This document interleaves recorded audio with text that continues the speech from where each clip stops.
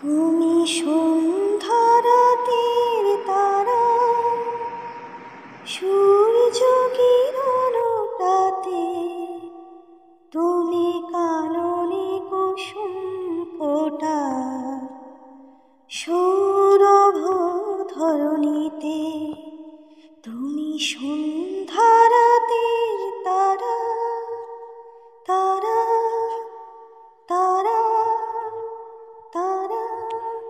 Hello and welcome my all friends, welcome back to my channel. আশা করি সকলেই ভালো আছেন। আজকে আসলে আমি কোনো ফুড ব্লগ দিচ্ছি না। অ্যাকচুয়ালি আমি আমার এই ইউটিউব জার্নিটা শুরু করেছিলাম আমার ফুড ব্লগ দিয়েই। ফুড ব্লগটাই আমার অন্যতম প্রধান কারণ ছিল, কিন্তু তারপরে কিছু অন্য বিষয়পত্র কিছু আপলোড করি। কারণ কি, অ্যাকচুয়ালি ফুড ব্লগটা ঠিকমতো করার জন্য অনেকটা খরচাপাতি হয়। আমার সত্যি কথা বলতে এক একটা ভিডিও তৈরি এই যে করি, বা একটা মাসে আমার ইউটিউবের পেছনে নিট 2000 টাকা করে খরচা হয় সত্যি কথা বলতে। এই জন্য আমি প্রায়ই আসলে ইউটিউবে ভিডিও আপলোড করা বন্ধ করে দিই, কারণ কি পোষাতে পারি না। আর ইউটিউব থেকে যদি কিছু একটু পাওয়া যেত ভালো লাগতো, কারণ আমি একটা জিনিস মনে হয় যে ইউটিউবটা ঠিক সবসময় টাকা পাওয়ার জন্যেই যে সবাই ক্রিয়েট করেন, বা আমি অন্তত সেটা না। আমি ভেবেছিলাম অনেক সোশ্যাল মিডিয়ায় তো আছে, ফেসবুক, ইনস্টাগ্রাম, আমার হাইকও ছিল, এগুলো সব ব্যবহার করেছি। তো ইউটিউবটা কেন নয়, ইউটিউবটা একটু দেখি। তো তখন তো আমি চ্যানেল ক্রিয়েট করতেও পারতাম না। যে যাই হোক, আমার খুব পরে ইচ্ছে হয় যে আমিও কিছু একটু কাজ করবো, এটা ভেবেই করেছিলাম। কিন্তু পরে দেখলাম যে এটাতে বেশ ভালোই খরচ হয় আর কি, যেটা ফেসবুকে হয়তো অতটা হয় না, কিন্তু একটা সুন্দর করে ভিডিও ক্রিয়েট করতে গেলে মানে ভালো খরচা হয়। হ্যাঁ, এটা আমি জানি, এটা হয়তো অনেকেই বলবেন, কারণ অনেকে অলরেডি আমাকে বলেছেন, যাদের সাথে আমার ডাইরেক্টলি কথা হয়, যে মানে আমি যতটা মুখেই সুন্দর সুন্দর বলছি ঠিকই, ততটা হয়তো সুন্দর করে উঠতে পারছি না, সেটা হয়তো ঠিকই ব্যাপারটা, এটা বিষয় আর কি। তো আজকে অ্যাকচুয়ালি হয়েছে কি, আমার ফ্যামিলিতে গ্যাস বুকটা করা হয়নি, একটু ফিনান্সিয়াল কন্ডিশনের প্রবলেম চলছে বলে, সেই জন্য আসলে করা হয়ে ওঠেনি। তো গ্যাস ফুরিয়ে গেছে, যথারীতি যেরকম হয় সবার বাড়িতেই গ্যাস একটা সময় পর ফুরিয়ে যায়, আবার বুক করতে হয়।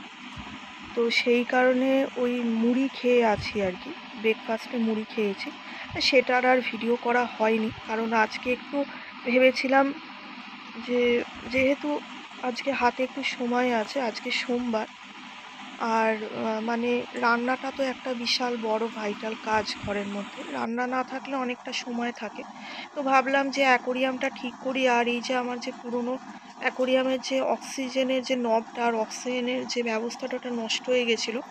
আর সেই কারণে আসলে অক্সিজেনের জন্য এই মেশিনগুলো আনতে হয়েছে আর কি। আর অক্সিজেনটাকে যে চালু রাখে বা ফিল্টার করে, সেই মেশিনটাও খারাপ হয়ে গেছিলো, তাই সেইগুলো সব আনা হয়েছে। সেইগুলো না আনা হলে কি হবে, আমার যে স্বাদের মাছগুলো ওগুলো মরে যাবে।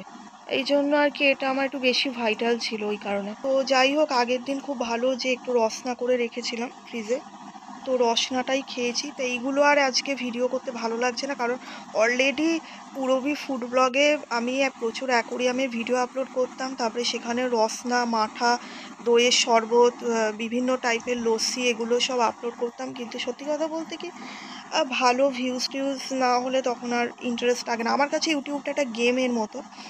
গেমে যেমন একটার পর একটা বিভিন্ন ধরনের লেভেল ক্রস করতে হয়, বিভিন্ন চ্যালেঞ্জ থাকে আর কি এক একটার পরে। তো ইউটিউবটাও আমার কাছে এরকম লেভেল ক্রস করার মতোই খানিকটা মনে হয়েছিল, যে এটার পরে এটা, এটার পরে এটা, তারপরে যাই হোক, অ্যাকচুয়ালি ক্রিয়েটারদের জন্য কোনো রকমভাবে একটু উৎসাহমূলক কিছু থাকলে পরে জিনিসটা বেটার লাগে। আর সেই ভিউজ না হলে একঘেয়েও হয়ে যায় ব্যাপারটা, আমার কাছে খুব একঘেয়ে মতো হয়ে গেছে আর কি। আর সত্যি কথা বলতে 1 GB ডেটা এমন কিছু সাফিসিয়েন্ট নয়। যারা ভিডিও আপলোড করেন জানেন, ফেসবুকে আপলোড করতে হয়, ইউটিউবে আপলোড করতে হয়, ভিডিও দেখা হয়, তারপরে শর্টস আপলোড করা হয়, এগুলো করার জন্য খুব একটা সাফিসিয়েন্ট না। আর আমার সব থেকে বড় কথা, যেগুলো আমার আদার সাইড আছে, বিজনেস হোক বা যে অন্য ইনস্টিটিউশন যেগুলো আছে, এগুলো ভালো মতো কিছুই চলছে না। সেই কারণেই ফিনান্সিয়ালি প্রবলেম শুরু হয়েছে ভীষণভাবে। বাবার মাথার উপর অনেক টাকা দেনা আছে আর কি, এগুলো একটা বিশাল চাপের ব্যাপার। আর অ্যাকোরিয়ামের যে এই কাঁচগুলো আছে, এগুলোকে ভালো করে ঘষে ঘষে, কাঁচের মধ্যে অনেকগুলো দাগ পড়েছিল, স্ক্র্যাচ হয়েছিল, সেগুলোকে ওঠাতে হচ্ছে, খুব কষ্ট করে ওঠাতে হয় এগুলো, মানে একবারে হতে চায় না সত্যি কথা বলতে। আর আমার আরও কিছু গাপ্পি রাখার ইচ্ছে ছিল। আমার দুটো অ্যাঞ্জেলও ছিল। অ্যাঞ্জেল দুটো আসলে মারা গেছে। 4টে অ্যাঞ্জেল ফিশ ছিল আর কি। সেই অ্যাঞ্জেলগুলো আমার ওই গোল্ড ফিশের সাথেই খুব ঠান্ডার মধ্যে মারা গেল। আর কিছু গাপ্পি রাখার ইচ্ছে ছিল। গাপ্পি মশার লার্ভাদের অ্যাকচুয়ালি ডেস্ট্রয় করে ভীষণভাবে। আর দুটো ক্রোকোডাইল তো আছেই। আর একটা মিল্কি আছে, ওটা রাখার ইচ্ছে ছিল, কিন্তু মিল্কি সবার সাথে থাকে না। আমার দুটো সিলভার মলি আছে, আরও দুটো ব্ল্যাক মলি পরে রাখবো ভেবেছি। আমার অনেক আগে ছিল দুটো ব্ল্যাক মলি। আর ওই মিল্কিগুলো অ্যাকচুয়ালি সবার সঙ্গে থাকে না, এই জন্য। আর একটা গ্রিন কালারের মাছ আছে, ওইটার নাম আমি ভুলে গেছি। ওইটা ছিল, ওটাও না খুব বাঁচানো মুশকিল, ওটাও মরে গেছে। আমি যেদিন এনেছি ঠিক তার পরের দিনই মরে গেছে। ওইটা দাম নিয়েছিল 250 টাকা আর কি। আর আমার কাছে যে গোল্ড ফিশ ছিল ওটা 350 টাকা ছিল আর কি।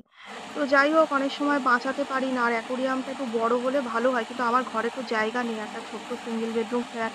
এখানে আর বড় অ্যাকোরিয়াম বসাবো কোথায়? এটাই মনে হয় যে খুব মাঝে মাঝে জায়গা নিচ্ছে আর কি, এরকম মনে হয়। তো শখ বলে সেই জন্যই আর কি রেখেছিলাম, এই হচ্ছে ব্যাপার। আর অনেকে বলেন আমাকে যে একটা জব টব খুঁজে নেওয়ার জন্য। অ্যাকচুয়ালি ব্যাপার হচ্ছে কি, জব তো ম্যাক্সিমাম প্রাইভেটে। গভর্নমেন্ট জবের জন্য আমি এখনো পর্যন্ত চেষ্টা করে যাচ্ছি, কিন্তু গভর্নমেন্ট জব আমার হবে না এখানে। আমার কপালে থাকলে হয়তো বাইরে হতে পারে, এখানে তো হয়নি, এখনো অবধি হয়নি।